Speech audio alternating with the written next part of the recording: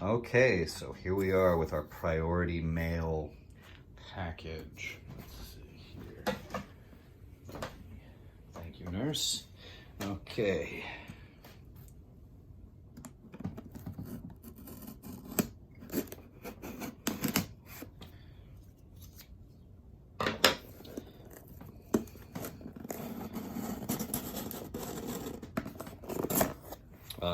Yeah, that's a good look.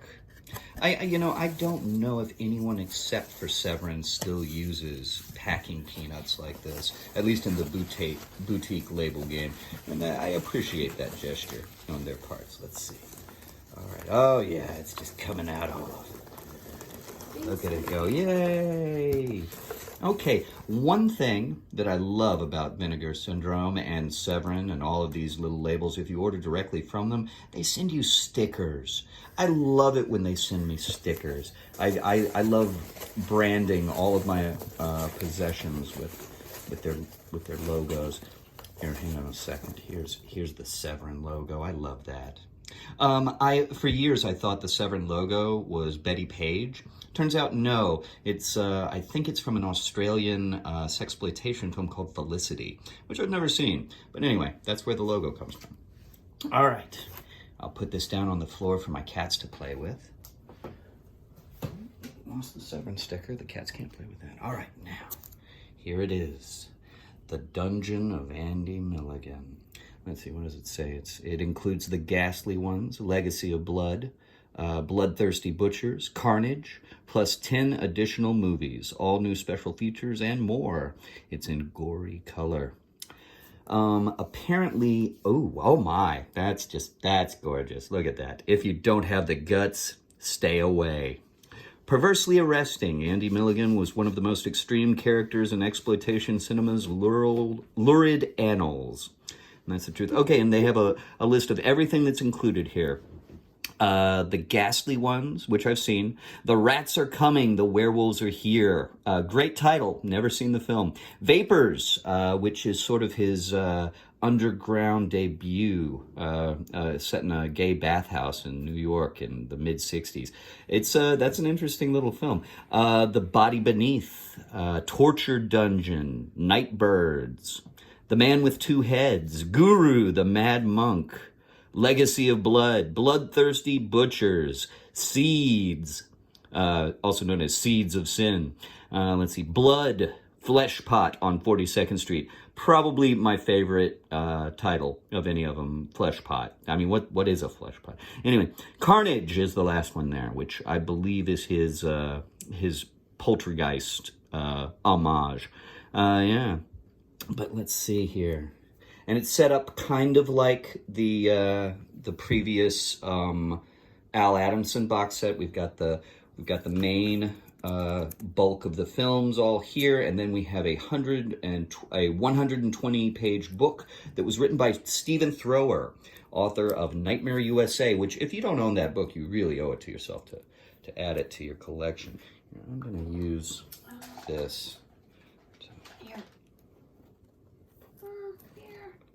I think I got it. There we go.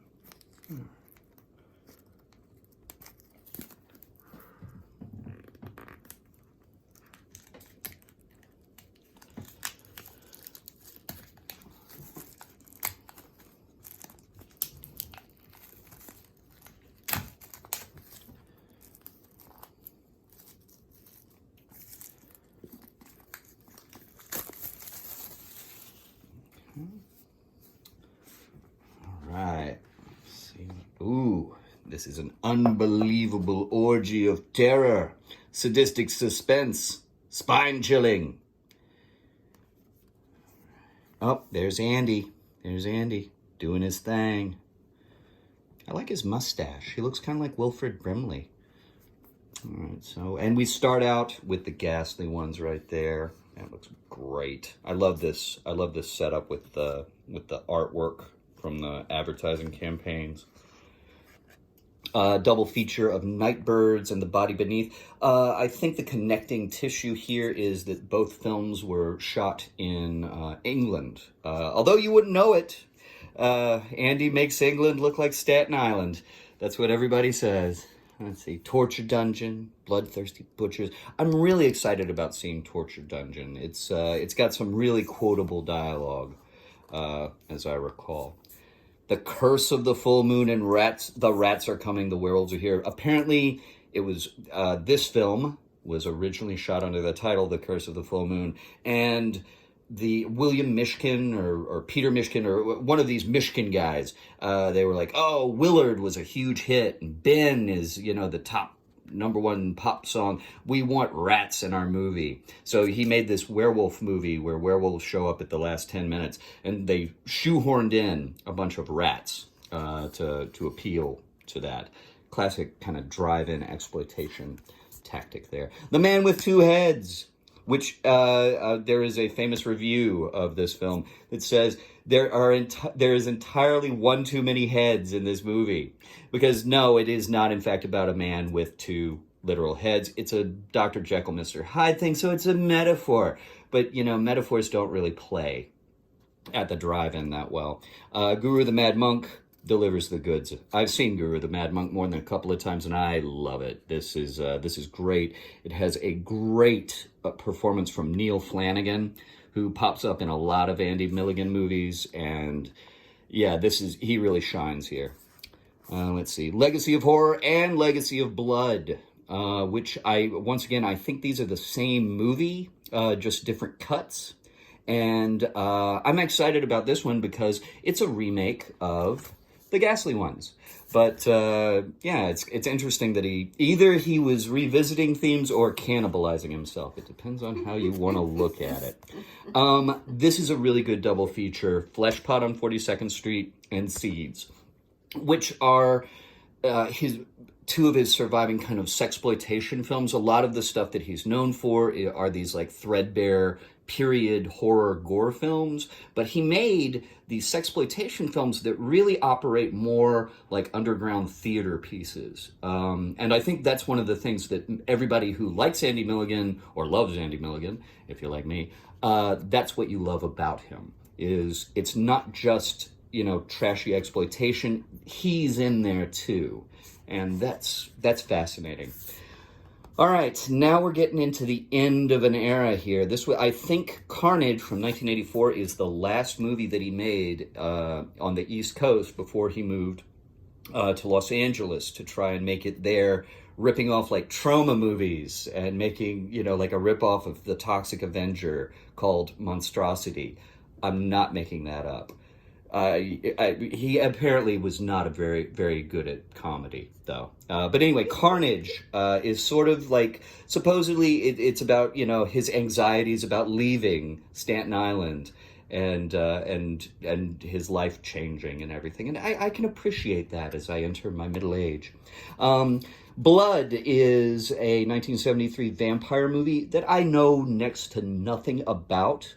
I think there may be giant Venus flytraps in it, and that's pretty cool. And then it ends with The Bearded Lady's Wake, which is a collection of electronic music by Hal Borsky. I hope I'm pronouncing that correctly.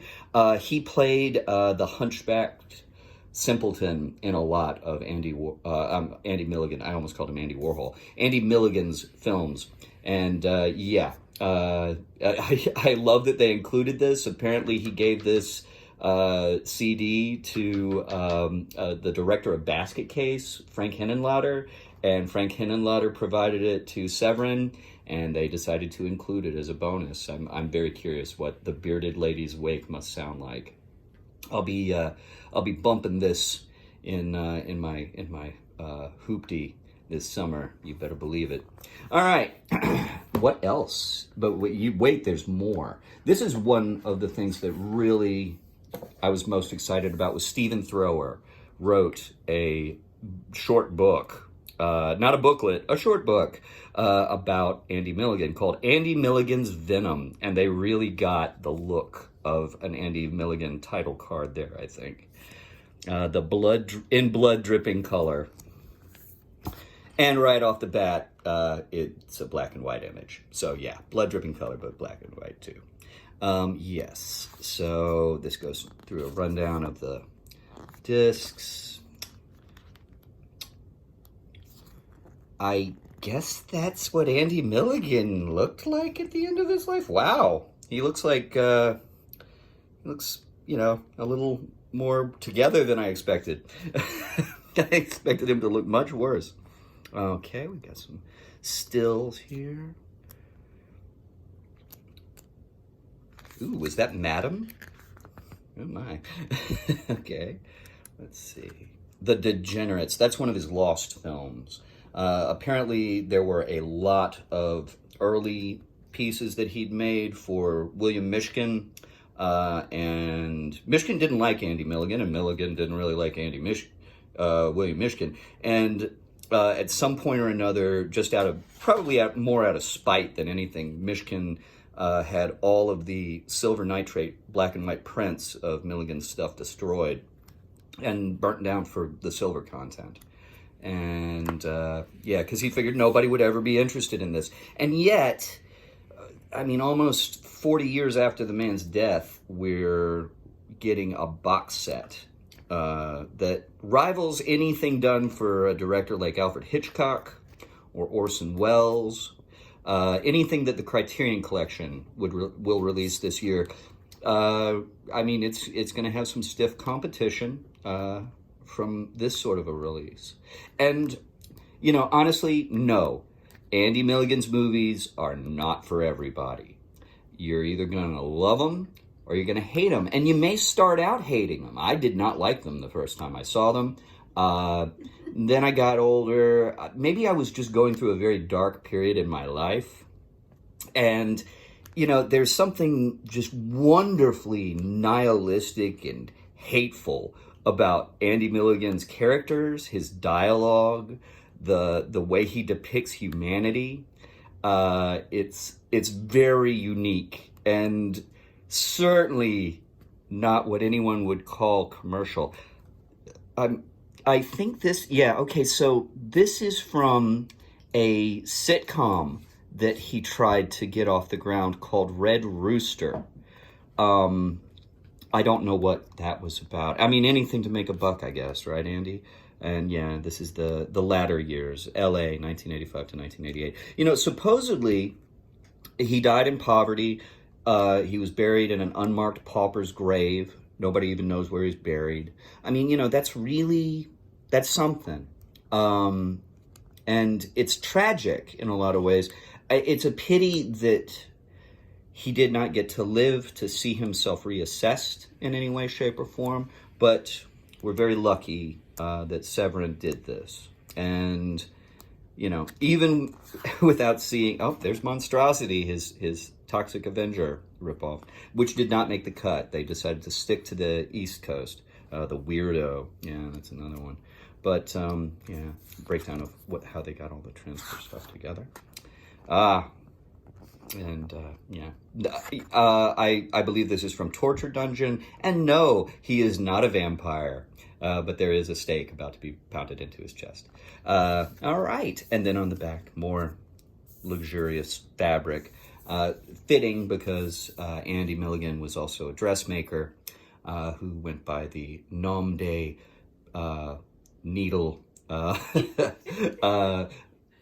was it?